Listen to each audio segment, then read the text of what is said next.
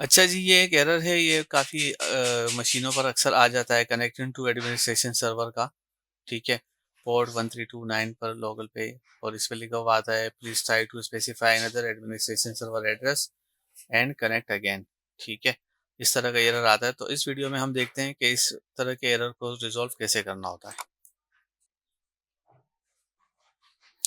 ये एरर अक्सर जो है डेटाबेस की सर्विस के वजह से आता है। अगर डेटाबेस की सर्विसेज स्टार्ट ना हो, या जो हमारा एमएमसी कंसोल है उसकी सर्विसेज इफेक्ट होती हैं, तो ये एरर आता है। ठीक है,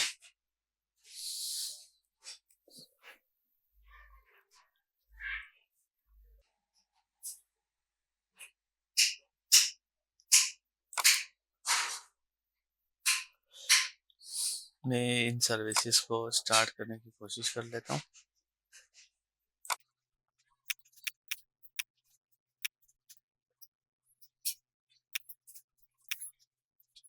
सबसे पहले हमें यहाँ पर कैस्परस्की की जो सिक्योरिटी सेंटर है उसकी सर्विसेज देखनी होती हैं कि वो इनेबल होकर चल रही हों।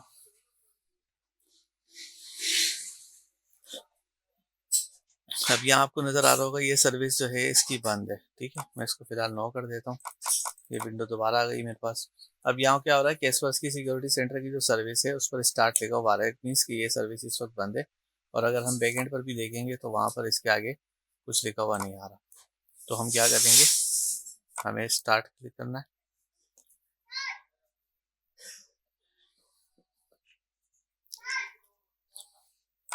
ये हो गया। इसके बाद हम आएंगे ऑब्जेक्ट, इसको भी चलें हम स्टार्ट कर देते हैं। वैसे इसका अगर ये ना भी हो तो इससे कोई फ़र्क नहीं पड़ता। सिक्योरिटी सेंटर की जो अपनी मेन सर्विस है वो रनिंग होना लाजमी है।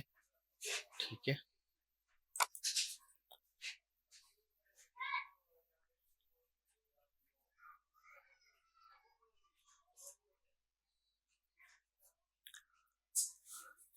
इसके बाद हमें एक और सर्विस को भी वेरीफाई करना है, जो कि हमारा एसक्यूएल सर्वर डीबी की जो सर्विस है।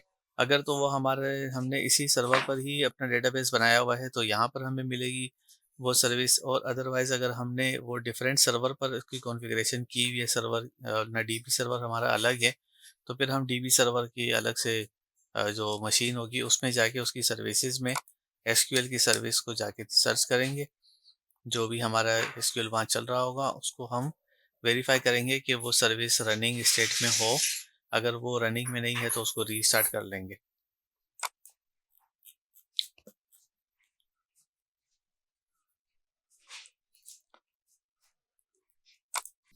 अच्छा, अब आप देख सकते हैं कि ये जो इसकी एसक्यूएल सर्विस है, एसक्यूएल की सर्विस है, ये इस वक्त बंद पड़ी हुई है। ठीक है, अभी हम यहाँ सर्विस को दोबारा रीस्टार्ट कर देंगे, इस वाले को भी स्टार्ट कर देंगे सर्विसेज को। कुछ सर्विसेज इसमें वो डिसेबल होती हैं, कुछ जो है इसमें उसके ऊपर होती हैं कि जिस तरह कुछ सर्विसेज जैसे स्टार्ट होकर बंद हो जाती हैं, जब वो यूज़ होती हैं बैकएंड से तो वो स्टार्ट हो जाती हैं खुद से। ठीक है, इस तरह का इसमें भी ये सीन होता है। वैसे इसकी जो है मेन सर्विस जो है वो ये दोनों होती है। ठीक है, हमारी सर्विस स्टार्ट हो गई है। हम आते हैं सिक्योरिटी सेंटर पर, उसकी सर्विस को भी वेरीफाई कर लेते हैं। अच्छा, उसके बाद हम वेरीफाई करेंगे कि हमारा जो सिक्योरिटी सेंटर है इसकी सर्विस कैस्पर्स की जो मेन सिक्योरिटी सेंटर की ये वाली सर्विस होती है। ठीक है, ये इनेबल हो गई है, रनिंग हो रही है। ठीक है, और एसक्यूएल की सर्विसेज भी जो है हमारी रनिंग पर आ गई हैं। ठीक है, अब हम अपने कंसोल को इनिशिएट कर कर देखते हैं।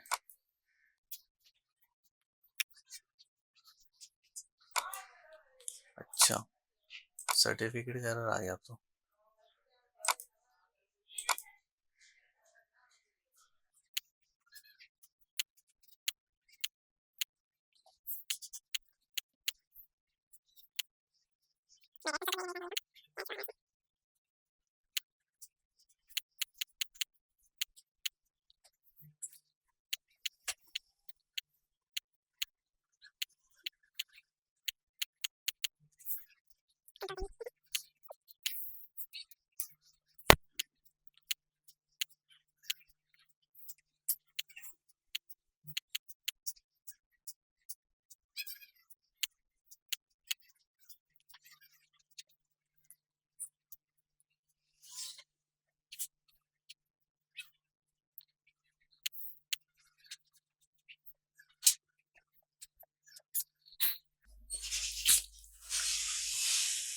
دیکھتے ہیں اب سرٹیفکیٹ کا ایرر آیا ہے، آپ اس کو ڈائگنوز کرتے ہیں کہ کیا ایشو ہو سکتا ہے اس میں۔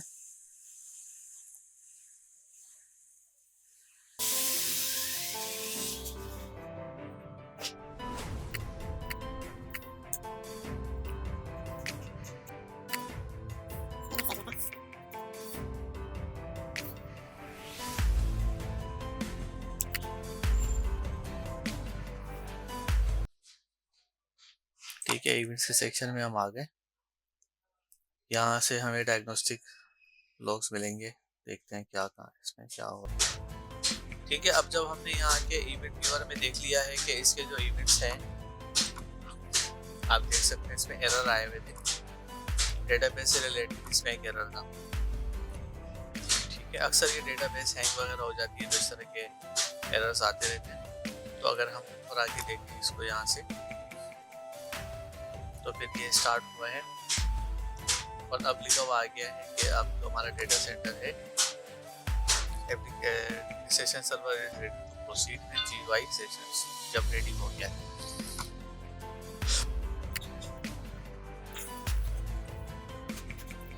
ٹھیک ہے، یہ ہمارا سرور جو ہے اس کا کنیکشن والا جو ایرر تھا وہ اب ختم ہو گیا ہے۔ ٹھیک ہے، اب جب ہم نے یہاں کے ایونٹ ویور میں دیکھ لیا ہے کہ اس کے جو ایونٹس ہیں، آپ دیکھ سکتے ہیں اس میں ایرر آئے ہوئے تھے، ڈیٹا بیس سے ریلیٹڈ اس میں ایک ایرر تھا۔ ٹھیک ہے، اکثر یہ ڈیٹا بیس ہینگ وغیرہ ہو جاتی ہے تو اس طرح کے ایررز آتے رہتے ہیں۔ تو اگر ہم اوپر آ کے دیکھیں اس کو یہاں سے، تو پھر یہ اسٹارٹ ہوا ہے اور اب لکھا ہوا آ گیا ہے کہ اب جو ہمارا ڈیٹا سینٹر ہے، session server is ready to proceed with G Y sessions, جب ریڈی ہو گیا ہے۔